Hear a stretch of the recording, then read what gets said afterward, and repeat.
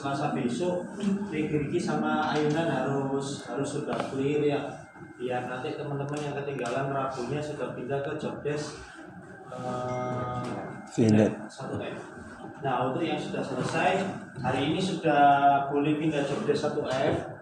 Nanti kalau memang ragu, seharusnya idealnya plat yang di depan ini dipotongi dulu, tapi karena Mas Rizky hari ini kan pagi izin, mungkin nanti datang agak siangan. Kalau barangkali mau nyoba langsung di platnya nggak apa-apa, karena pengelasan fillet menurut saya tidak sesusah posisi yang lain, tinggal ditunggu saja. Jadi kasarannya kalian ini untuk yang jalan fillet ya hari ini ya, posisi pengelasannya platnya seperti ini. Nah kemarin sudah saya kasih keterangan kan untuk pengelasan fillet, usahakan jangan pakai ampere sama voltase kecil, bisa nyoba dari start 190 naik lah ampernya. Nah voltasenya pun katakanlah ini 23, ini bisa makin naik seiring dengan kalian jalannya gimana. Intinya untuk proses pengelasan 1F adalah pengelasan yang fokusnya mengisi di area sudut dalam ini dulu. Nah, jadi ketika jalan nggak bisa samain ketika nembak wire-nya, ketika ngisi di area dalam tiba-tiba ditarik jalan seperti bikin rigi-rigi. Karena kalau sampean tarik seperti rigi-rigi pasti nanti hasilnya kurus dan cenderung cembung seperti ini. Nah kalau seperti ini biasanya sama Pak Rizky disuruh repair, ekspektasinya adalah rata, berarti ditahan dulu biar dia ngisi. Kan ketika dalamnya sudah ngisi nanti cairannya otomatis tumpah keluar itu dalam artian naik. Jadi nanti naik sendiri, sudah tebal, kalian lihat kanan kirinya. Kalau memang dia sudah terisi, mundur ke belakang pelan-pelan, terserah mau pakai ritme ditahan tembak, mundur pelan-pelan gini, atau di ritme zigzag tipis, atau pakai kayak rigi-rigi kemarin seperti ini, boleh.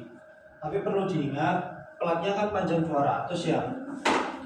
Karena proses pengelasannya adalah pakai nahan, berarti secara panasnya, katakanlah kalian ngelas di ujung pertama nih, katakanlah di start titik 1 cm yang pertama, itu panasnya beda sama yang diterima di area belakang.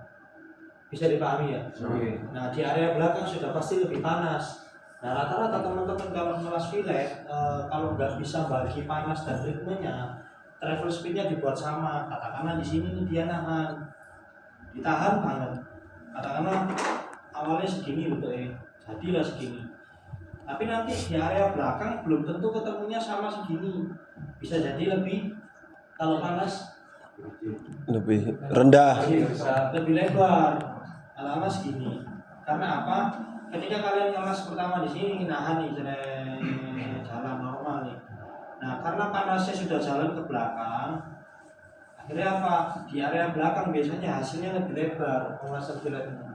Jadi kalian harus bisa mengontrol travel speed ketika jalan pertama sampai akhir. Kalau saya pribadi tidak saya buat sama, karena apa? Panasnya udah keburu nyebar, takutnya di area belakang nanti hasil prestasinya melebar sendiri. Kalau dengan travel speed yang sama, biasanya idealnya saya buat agak cepat dikit. Tapi balik lagi sambil lihat cairan yang di kanan kirinya, gimana caranya lebarnya sama. Ada teman-teman kelas ditembak nanti alur fillet itu bentuknya gini, melebar gini loh. Karena di area sini sudah panas, ini kan masih awal. Ada yang tanyakan fillet atau rigi-rigi ayunan teman-teman yang lain? Monggo. Ada enggak? Itu yang 1F itu diayun nggak Pak metodenya? Bebas, diayun boleh. Kalau saya pribadi saya enggak. Saya tembak aja di tengah, tunggu cairannya nanti kan otomatis kan luber sendiri, melebar sendiri. Kalau tak lihat, oh kayak ini dia lebar sesuai yang tak mau lah, kan seperti ini nanti posisi pengerasannya. Ini wire nih keluar nozzle, tembak dulu, tahan. Nah, kalau kalian tahan kan nanti lama-lama dia kan meluber ke sini kan, kanan kiri ini kan, ke area kanan kiri. Ke area kanan kiri ini nanti meluber dia. Nah, ini kalian tentukan mau dibuat selebar dan setebal apa. Itu.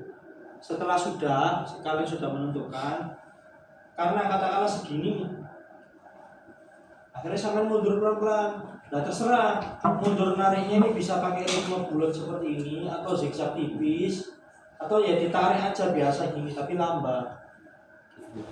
Gak bisa jalannya secepat kayak begitu gigi, nanti takutnya hasilnya nggak rata mas. Pasti penampakannya seperti ini. Kalau terlalu cepat level speed. Jadi kanan kirinya agak keisi. Ada yang tanyakan lagi? Ayunannya bebas. Intinya poinnya adalah di villain ini ampere voltase nggak bisa kecil. Terus proses pengelasannya ditahan dulu biar dia ngisi. Ada lagi? Itu metodenya maju apa mundur? Tarik mundur. Ya. Yang lain mundur. Gak ada. Nanti kalau memang bingung, gak apa-apa. Nanti tak contohkan dulu. Gitu. Aku tak naruh meja di luar. Nanti yang mau fillet bisa lihat dulu proses pengelasannya. Barangkali sekalian nyoba ya nanti ngelas itu separuh-separuh sama yang mau nyoba. Ada lagi yang lain? Untuk material buat percobaan TPL-nya Pak? Nah itu tadi. Ada. Idealnya adalah hari ini tak potongi dulu platnya. Tapi Mas Rizky kan izin telat. Jadi kemungkinan nanti nunggu Mas Rizky. Buat teman-teman yang sudah mau jalan fillet, ambil aja platmu dulu ya. Kamu prepare dulu di tag. Setelah itu kalau mau langsung tembak, sebetulnya gak apa-apa mas. Kalau paham konsep setting ampere voltasenya,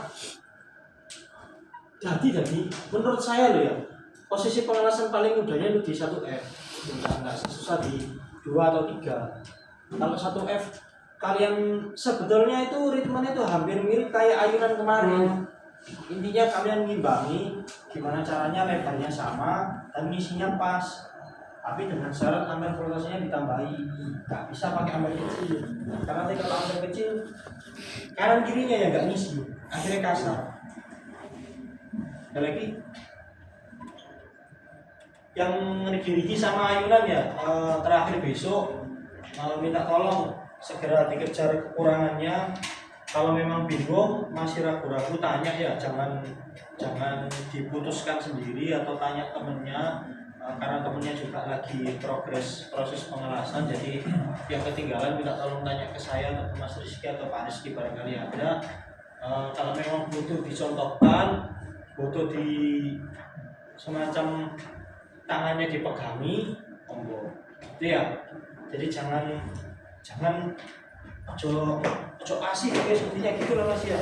Karena pelatihannya termasuk ya dibilang singkat itu masih lama, tapi kalau seminggu katakanlah efektifnya kalian kelasnya sampai hari Kamis kan, kalau kalian sehari nggak progres ya sama aja sampai sehari nggak masuk, hitungannya gitu. Nggak ada yang bisa dinilai kan. Monggo, yang mau tanya lagi.